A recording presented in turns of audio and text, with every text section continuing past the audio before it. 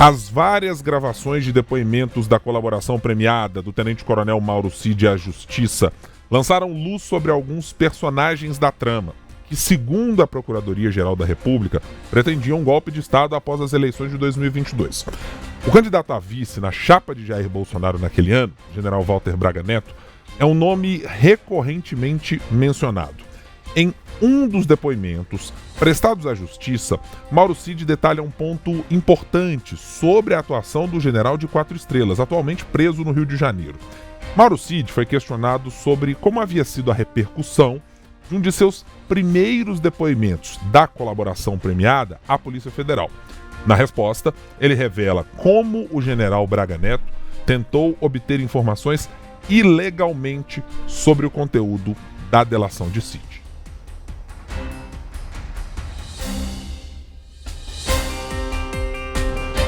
Basicamente, isso aconteceu logo depois da minha soltura, quando eu fiz a colaboração naquele período, né, onde não só ele, como outros intermediários tentavam saber o que eu tinha falado. Isso faziam contato com meu pai, tentavam ver o que eu tinha, se realmente eu tinha colaborado, porque a imprensa estava falando muita coisa, ele não era oficial, e tentando entender o que eu tinha falado. Tanto que meu pai, na resposta, que é aquela de terceiro, diz: não, o Cid falou que não... Esse contato que ele fez com o seu pai, como é que foi esse contato? Normalmente era por telefone. Por telefone? Até pela distância de cidades, né? Seu pai no Rio? Meu pai no Rio, ele em Brasília, meu pai em Niterói, né? Então, eu não posso confirmar se teve contato pessoal, mas eu acho que não. O telefone ele ligava para tentar obter informações do acordo de colaboração. Isso, logo depois que eu fui solto naquele burburinho inicialmente. E não houve, assim... aquelas perguntas, aquelas respostas que estavam lá, obviamente não são, não confirmam, não são o que eu falei na colaboração. Então, talvez intermediários pudessem estar tentando chegar perto de mim, até pessoalmente, para tentar entender o que eu falei, querer questionar, mas como eu não podia falar, eu meio que desconversava e ia para outros caminhos, eu não podia revelar o que foi falado. Então, o senhor confirma que ele tentou obter informações do acordo de colaboração, do general Braga Neto. Isso. Tá. E aí, por conta disso, o senhor, no primeiro momento, não fala a participação efetiva do Braga Neto, especialmente no financiamento dos militares. O senhor só fez isso depois, né? Isso. Essa situação, de alguma forma, o senhor estava, de alguma forma, a apelação do general Braga Neto gerou no senhor alguma forma de retenção dessas informações, um receio de passar essas informações nesse contexto? Não por causa disso, efetivamente, mas pelo respeito que a gente tem como autoridade, né, para as estrelas, que às vezes é muito caro, a gente dosa muitas palavras para não evitar estar acusando ou falando de uma autoridade, mais de 4 estrelas. Esse ponto ajuda a elucidar melhor uma decisão tomada pela Polícia Federal em dezembro de 2024. No dia 14 do ano passado, o ministro do STF, Alexandre de Moraes, aceitou um pedido da PF para prender preventivamente o ex-companheiro de chapa de Jair Bolsonaro, general Walter Braga Neto. Entre as várias alegações da polícia está exatamente a tentativa de embaraçar as investigações para obter algumas informações sobre a delação feita pelo tenente-coronel Mauro Cid. Isso está mencionado em uma das decisões do ministro Alexandre de Moraes, essa especificamente que trata da situação de autorizar o pedido da Polícia Federal, em que, depois de fazer extensamente uma apresentação no documento que embasou esta decisão de fazer uma busca e apreensão para, em seguida, redundar na prisão de todos os mencionados, inclusive o general Walter Braga Neto, há um ponto que eu quero mencionar aqui com quem está nos acompanhando, e daqui a pouco eu vou chamar também a Larissa Arantes para tratarmos disso. Porque, bom, foi mencionado claramente pelo tenente-coronel Mauro Cid. Olha, tivemos acesso com o senhor uma informação de que o tenente-coronel, aliás, que o general Walter Braga Neto quis saber sobre a sua delação. É verdadeiro? É verdadeiro. E quem ele procurou? Procurou a minha família, procurou o meu pai.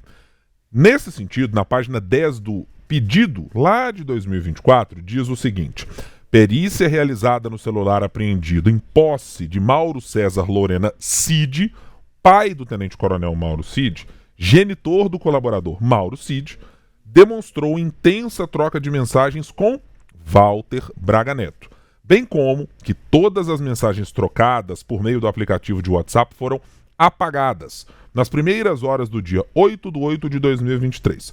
Isso aconteceu 3 dias antes da operação denominada Lucas 12-2, que apurou as ações do grupo, segundo a PF criminoso, relativas à venda de joias do ex-presidente Jair Bolsonaro, recebidas pelo governo brasileiro, mas vendidas por ele. A perícia indica exatamente que houve essa troca de mensagens, está lá registrado, e depois disso a PF faz uma seguinte consideração. A conversa acima transcrita, tem lá uma mensagem de WhatsApp dizendo: a conversa acima transcrita ocorreu após a homologação do acordo de colaboração premiada firmado entre Polícia Federal e Mauro César Barbosa Cid.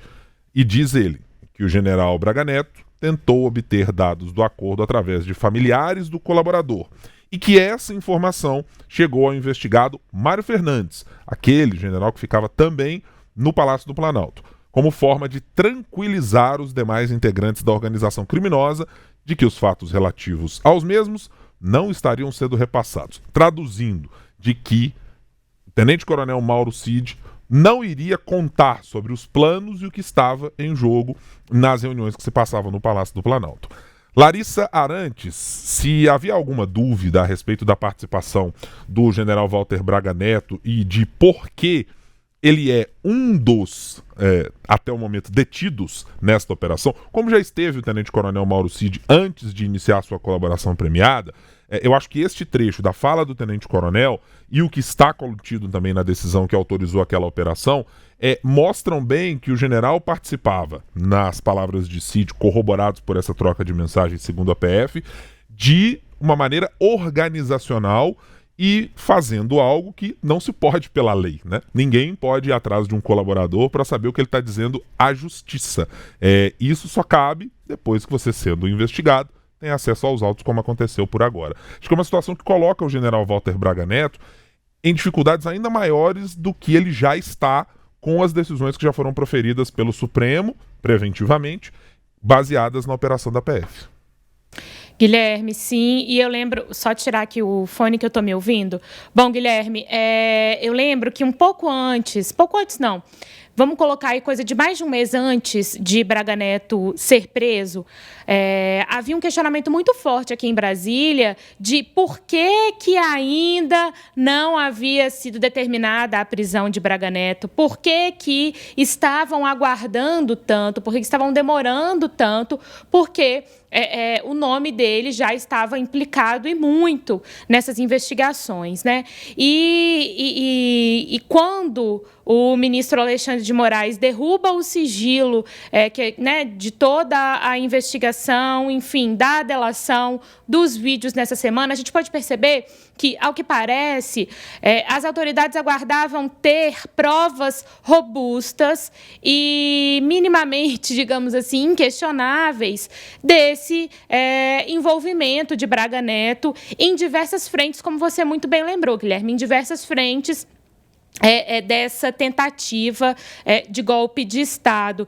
Então, conforme eu fui assistindo os vídeos nos últimos dias, conforme fui lendo, portanto, a delação, fica essa impressão. Era aguardado, portanto, esse conjunto de provas robustas, e aí a gente pode fazer aqui algumas correlações. Será que é porque estamos falando de um general 4 estrelas, né? E temos aí pouquíssimos no Brasil, e aí, para evitar questionamentos, enfim, era melhor ter esse conjunto de provas bem arquitetado e apresentar isso para o cidadão, para a população, enfim. Mas eu me lembro muito bem desse questionamento de por que havia por que estavam esperando muito para determinar essa prisão. E a gente pôde ver um pouquinho aí disso com o fim desses sigilos todos, né, Guilherme? Claramente, Larissa. E no documento que se segue, esse que eu estou mencionando, não é a delação do tenente-coronel Mauro Cid. A gente está só aqui conectando peças entre a delação, e você pôde ver e ouvir o tenente-coronel fazendo essas declarações, e aquilo que está nas declarações feitas pela Polícia Federal ao ministro Alexandre de Moraes, ao Supremo Tribunal Federal, e que autorizou o fato de o general Braga Neto ter sido preso naquela operação lá de 14 de dezembro de 2024. Esse mesmo documento ressalta não apenas uma tentativa do general Braga Neto de saber o teor daquilo que foi dito pelo tenente-coronel Mauro Cid. E há outras tentativas que são mencionadas. Eu vou mencionar mais uma que está aqui neste documento.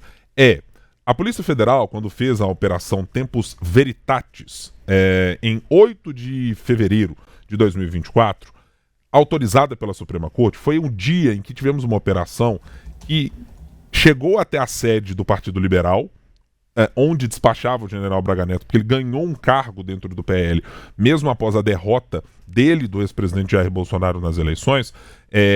Então, encontraram sob a mesa do general Braga Neto, aliás, do general Flávio Botelho Peregrino, coronel do Exército, e que é um assessor do general Braga Neto, um documento com perguntas e respostas sobre a colaboração premiada de Mauro Cid.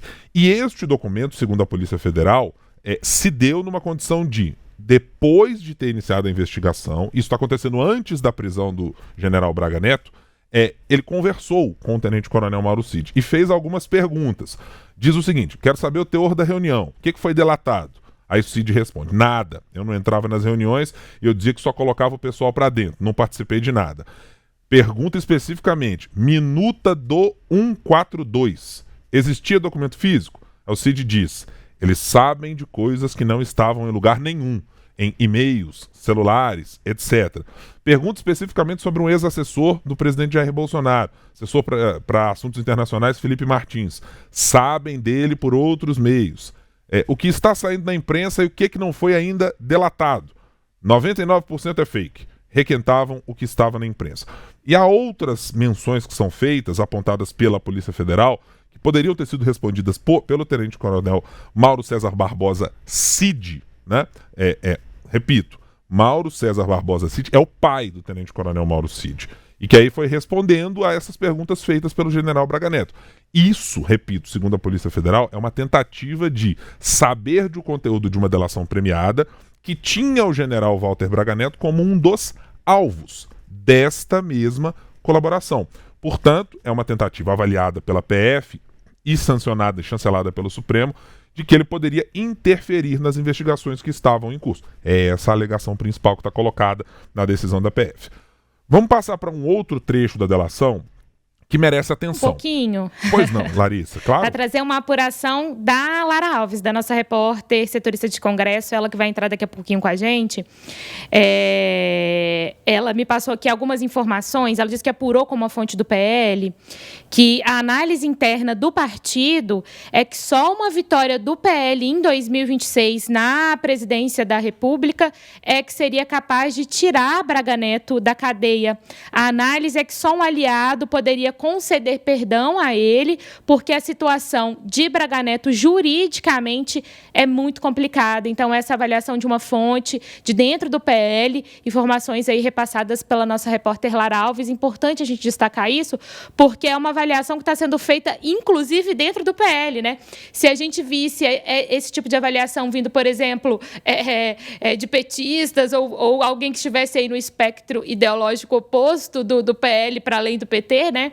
Mas é de dentro do próprio partido do ex-presidente Jair Bolsonaro, Guilherme. E há evidente uma separação entre as coisas, né, Larissa? Porque uma coisa é a política ter agregado o general Braga Neto, que não é um político de carreira, né?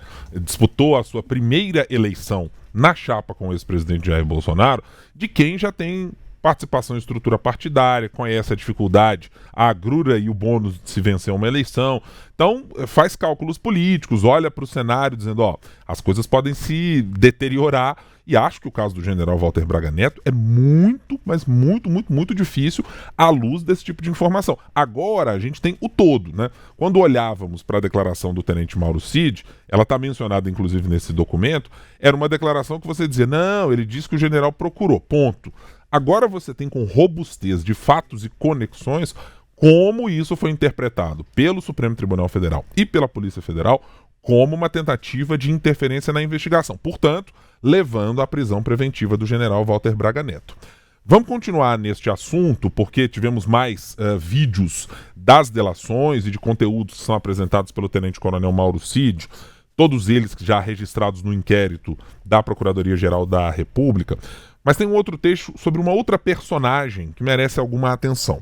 É sobre a reação da ex-primeira-dama, Michele Bolsonaro, quando se deu o resultado da derrota do seu marido, Jair Bolsonaro, para o presidente Lula.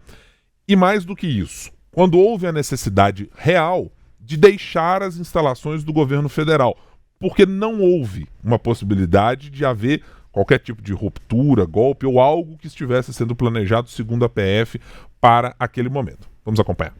E a própria primeira-dama, né, mas aí é muito mais desespero de mulher, né, que quando ela viu a mudança dela sair, ela quase que pirou, né, então, pânico, e aí... O que ela falou? Ela falava que a gente tinha que fazer uma coisa, Isso lá no final do... Já no final, de dezembro final, ali. Né? Larissa, eu vou trazer você para a gente conversar sobre este tema, mas primeiro eu preciso fazer uma consideração, assim, como é que eu explico o quanto de sexismo tem nessa conversa, de dizer, não, mas é que assim, ela estava preocupada, é porque é coisa de mulher, né? Pelo amor de Deus, não bastasse tudo que já ouvimos, a delação ainda traz uma belíssima mostra do quanto pensa um integrante do Exército Brasileiro, né? Guilherme, e não surpreende, né? É triste a gente ver esse tipo de coisa, inclusive nesse momento, mas sim, um tom machista muito forte, né? Como se aquela situação ali não tivesse desesperando... Aliás, como se aquela situação ali tivesse desesperando apenas a ex-primeira-dama Michele Bolsonaro, né? Nas próprias delações, nos próprios vídeos de Mauro Cid, a gente pode perceber que havia um desespero generalizado entre os aliados, enfim, e mais não, né? O desespero, nas palavras dele ali, da ex-primeira-dama é que chama a atenção e é aquele que merece ser mencionado, enfim. É o que é, né, Guilherme? Pois é. Mas vamos lá, Larissa, eu quero chamar a atenção para uma outra questão.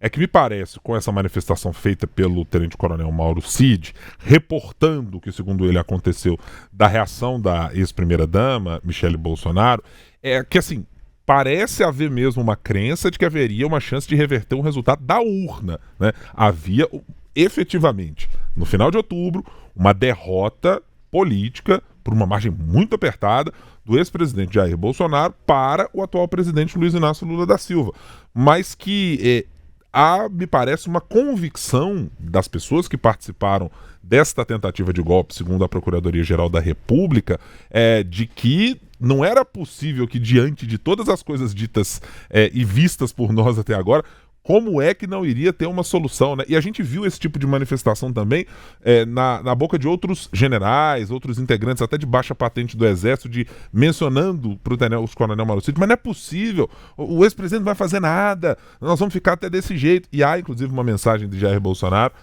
dizendo o seguinte, reportada por Mauro Cid, tá? Tô aqui fazendo essa ressalva, de que não, o ex-presidente pediu para todo mundo ter calma, porque até 31 de dezembro as coisas podem se resolver. Me parece cada vez mais muito impressionante que havia uma convicção de que o resultado de urna não valeria nada, né, Larissa? Havia uma convicção, havia uma pressão muito forte para que, de fato, alguma coisa fosse feita. E é importante você mencionar ali, né? Logo, o pós-segundo turno, com a confirmação da vitória do presidente Lula, a derrota do ex-presidente Jair Bolsonaro, ok.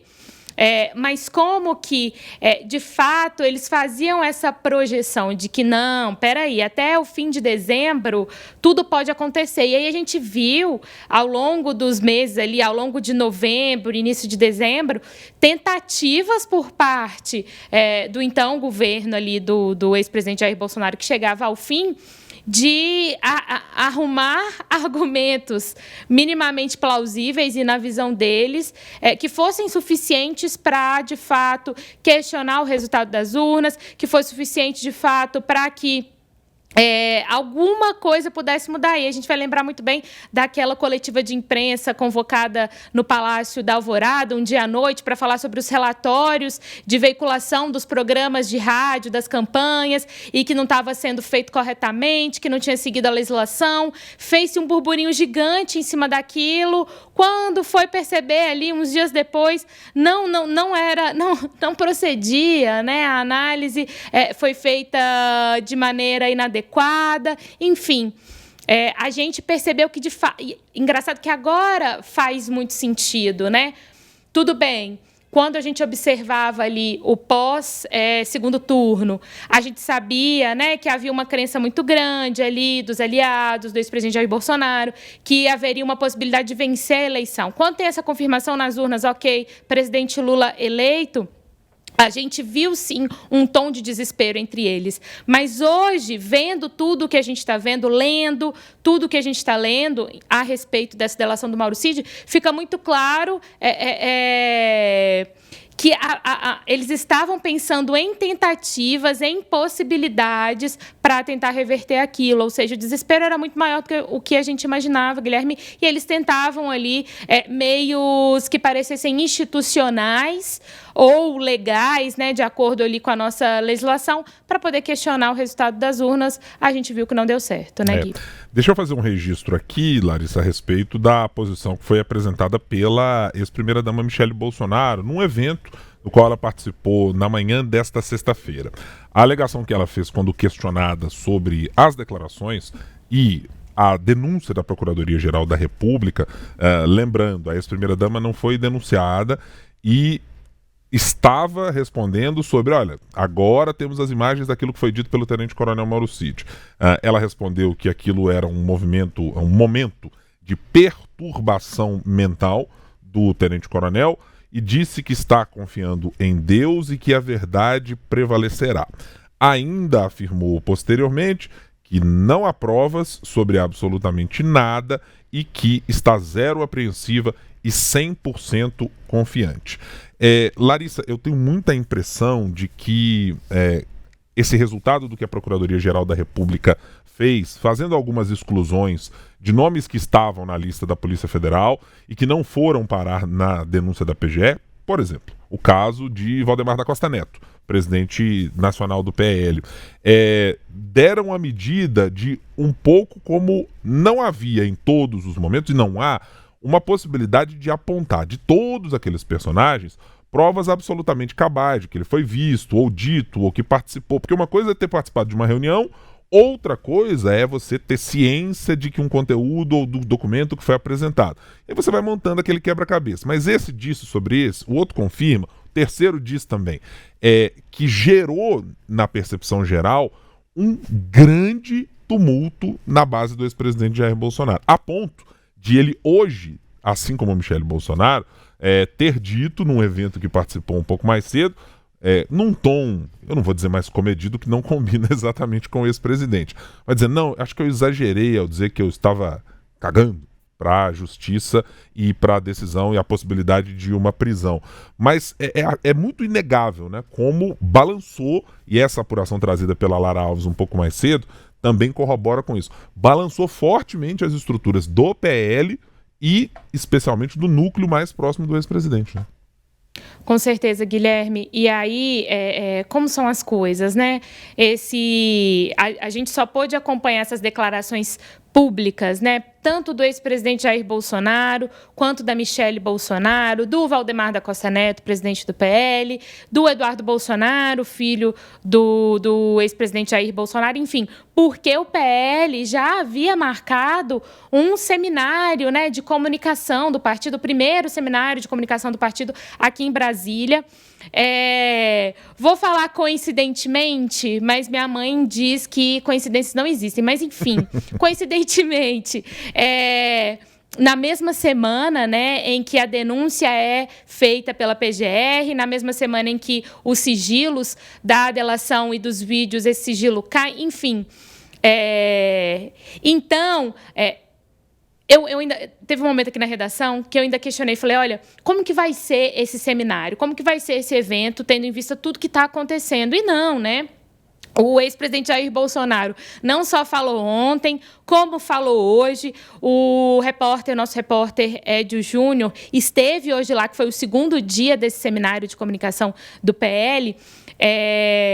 E aí, eu esqueci o nome dele, que presidiu a Embratur, o sanfoneiro, Guilherme. O Gilson Machado. Isso, Gilson Machado. Exatamente, fez ali uma homenagem com a sanfona ao ex-presidente Jair Bolsonaro, cantou ali Tu Vens, enfim. Ao menos não foi um Pink Floyd, né, Larissa? Eu já não fico foi Pink feliz. Floyd, dessa vez não foi Pink Floyd. Que essa mistura não foi Pink que gerou Floyd. sambô e outras coisas não continue Tá bom, se tocou Tu Vens na sanfona, já estamos evoluindo, pelo menos alguma coisa. Estamos evoluindo, né? Mas todos eles sustentando esse posicionamento de o que a gente falava aqui ontem, de figuras fortes, né? De figuras perseguidas, de figuras que estão lutando contra uma grande conspiração, enfim, para reforçar a narrativa mesmo. Então, coincidentemente ou não, se a gente pensa do ponto de vista ali do PL e aliados, essas falas públicas reforçam esse posicionamento de uma narrativa de perseguição, de conspiração contra Bolsonaro e aliados, enfim.